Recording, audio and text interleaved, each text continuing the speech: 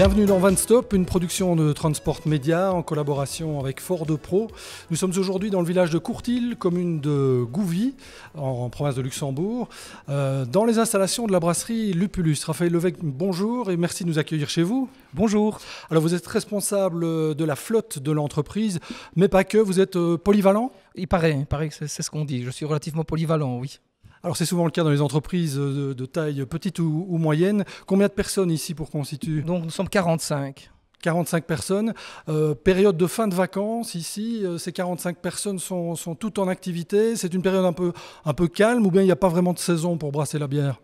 Il n'y a pas vraiment de saison pour brasser la bière. On va dire qu'on fabrique un peu plus en été ou quoi, selon le temps.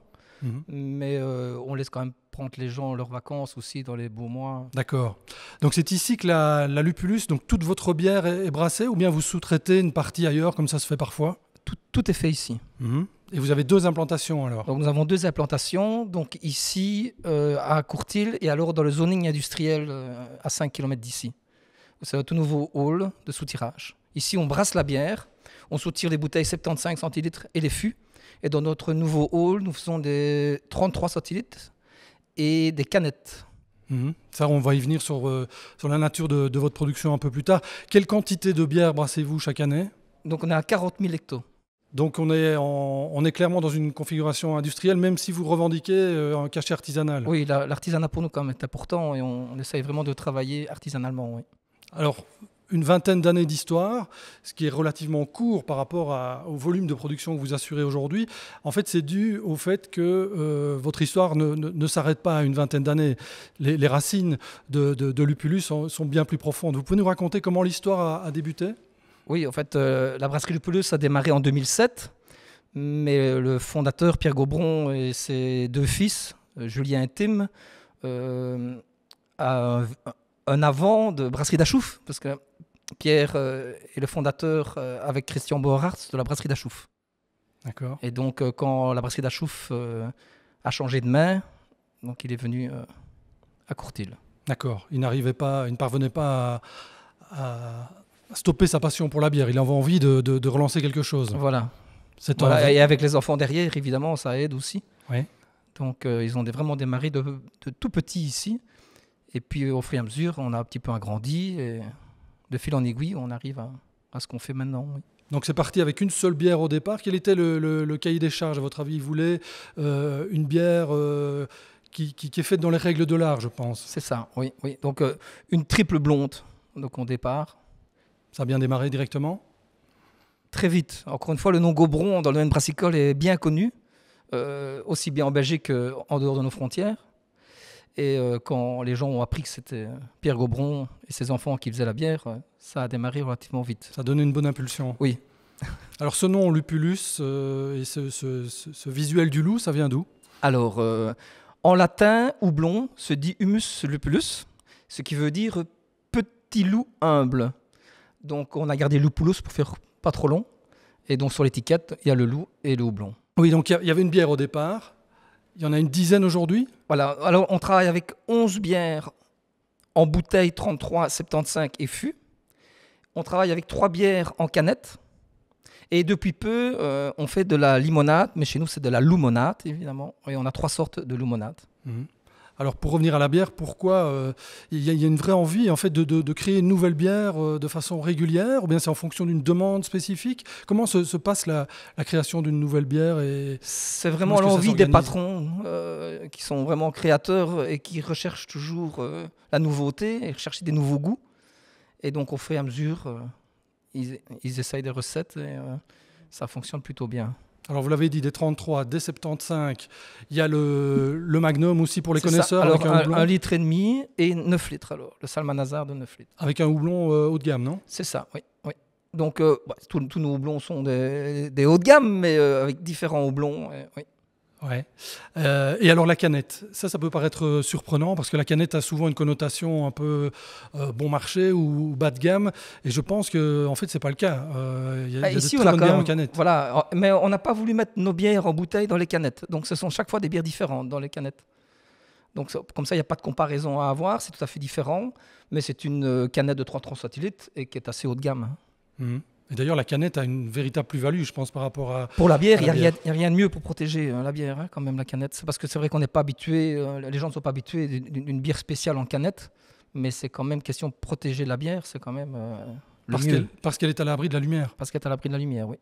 Et l'empreinte carbone aussi est meilleure, je pense. Tout à fait. Ok. Donc, vous l'avez dit, des bières. Il y a du gin, mais c'est plutôt anecdotique.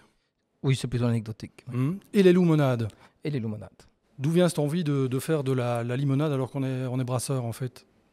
Parce qu'il faut varier et se diversifier. Quand même, le marché est difficile, donc se remettre en question et toujours essayer de trouver le mieux. Donc on trouvait que c'était une logique. On a l'eau de source, on a des sirops de grande qualité naturels pour faire nos bières fruitées. Donc nous avions tout sur place. Donc on s'est dit pourquoi pas.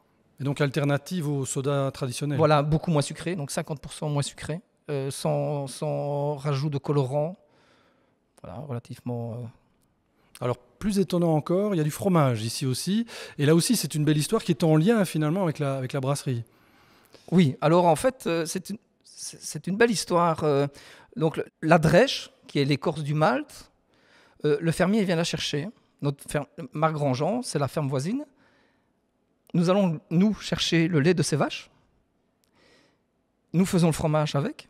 Et puis alors le petit lait, il vient le rechercher et il le met dans sa station de biométhanisation. Ok, alors ce fromage, où le trouve-t-on finalement? Alors, dans les commerces ici autour, hein, donc le but n'est pas d'en faire des quantités, donc l'Espar, Deleuze, mais le but est vraiment de rester petit. En fait, beaucoup de brasseries ont du fromage, mais nous, en plus, on le fait nous-mêmes. Circuit court. Circuit court, oui.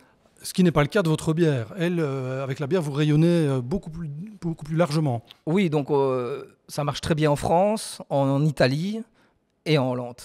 Alors comment êtes-vous structuré commercialement justement pour vendre vos bières? Nous avons 10 commerciaux pour la Belgique, 4 pour la France, 1 pour l'Italie et 1 pour les Pays-Bas. Et pour l'acheminement de la bière, comment ça se passe? Donc les gens viennent chercher la bière. Donc vous ne transportez rien? On ne transporte rien. Ça veut dire que dans votre flotte, vous n'avez aucun véhicule lourd? Alors, on a quand même un camion qui fait la route entre les deux sites pour divers produits, divers cartons, etc. On a quand même une petite camionnette Ford Transit électrique pour des livraisons autour de la brasserie.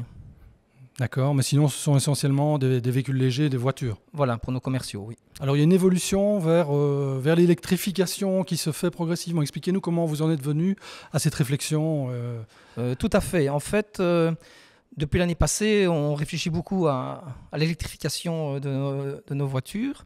En discutant avec le responsable commercial d'une entreprise avec laquelle on travaille, ils avaient fait une étude de marché et c'était Ford qui avait remporté l'étude de marché.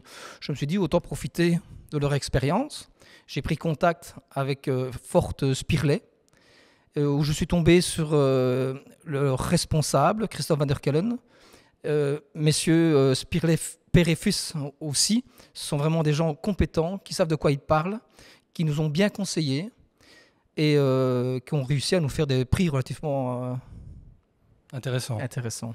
Et donc, cette étude de marché, elle rencontrait vos critères. Quels étaient vos critères de base, en fait, qui font que vous avez choisi Ford? Je sais que ça vient de votre fournisseur, mais vous aviez des exigences quand même. La proximité était importante, parce on aime travailler avec les gens autour. C'est écologique en plus. La qualité du service et la qualité de la marque. Et le profil peut-être des véhicules disponibles. Et le profil et le choix, oui parce qu'en électrification, Ford a vraiment un grand choix. Alors concrètement, vous êtes tourné vers l'Explorer, je pense, pour vos commerciaux? C'est ça, oui. Donc le SUV Explorer, 100% électrique. Et donc on en a 2 en route actuellement. Et fin de l'année, on en aura 4 de plus pour arriver d'ici 3 ans que la flotte complète soit en Explorer. Et donc ça représentera plus ou moins 20 voitures. D'accord. Et donc, à côté de cela, il y a votre utilitaire léger, l'e-Transit Custom. C'est ça, oui. Donc lui qui sert aux livraisons des surfaces autour de la brasserie. D'accord. Vous l'avez fait équiper de manière spécifique? Oui, donc aussi chez Spirley avec leurs conseils. Donc on a des barres à l'intérieur qui empêchent les palettes de bouger en cas de freinage et des protections tout à l'intérieur pour protéger la camionnette. Donc avec ce véhicule, on est sur plus ou moins 330 km d'autonomie WLTP. On est à 1 tonne de charge utile. Je pense 6,8 mètres cubes d'espace utile. Oui, c'est pas mal. Vous exploitez tout ce potentiel? Oui, vraiment. Là, on se sert de ça. On avait besoin vraiment de ce véhicule. C'est quasi un sur-mesure pour nous, parce que c'est vraiment ce qu'il nous fallait. Alors avec 1 an de recul, plus ou moins, il y a 1 année que vous l'utilisez? Oui, on est très content. Oui. Très content. L'autonomie, on n'a pas de souci avec. Donc, annoncé 330, mais on arrive à 300 km sans problème. Donc, on la charge 1 fois par semaine. Donc, il n'y a vraiment pas de souci.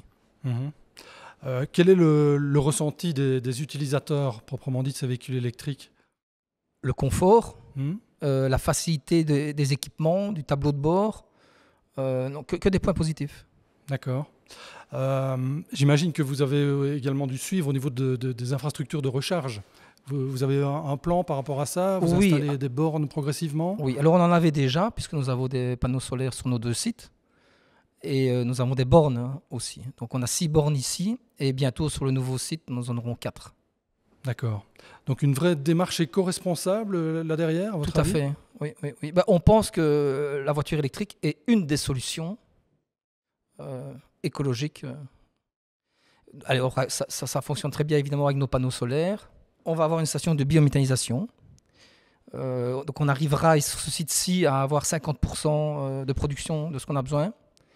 Et ce sera pareil sur le nouveau site, 50%. Donc une véritable démarche verte. Vous voulez vraiment vous inscrire dans la tendance d'être le moins impactant possible pour l'environnement? Tout à fait, oui. On a une station d'épuration aussi. Voilà, on essaie vraiment de faire le maximum et d'impacter le moins possible l'environnement. À part cela, la brasserie Lupulus a d'autres projets, de nouvelles bières en préparation? Oui, je pense que nos patrons, on peut faire confiance à mes patrons, toujours à la recherche du meilleur. Ils trouveront sans doute encore pas mal de recettes à venir. Il y aura sûrement des surprises. Et il y a une grosse fête qui se prépare aussi. Et donc, une grosse fête qui se prépare le dernier week-end de septembre. On va fêter notre majorité, donc 18 ans, ça se fête, c'est prévu. Qu'est-ce qu'on peut vous souhaiter alors? Une longue vie d'adulte? Une longue vie d'adulte, oui. Parfait. Merci de nous avoir reçus en tout cas, monsieur Levesque. Bonne journée et bonne continuation. Merci à vous.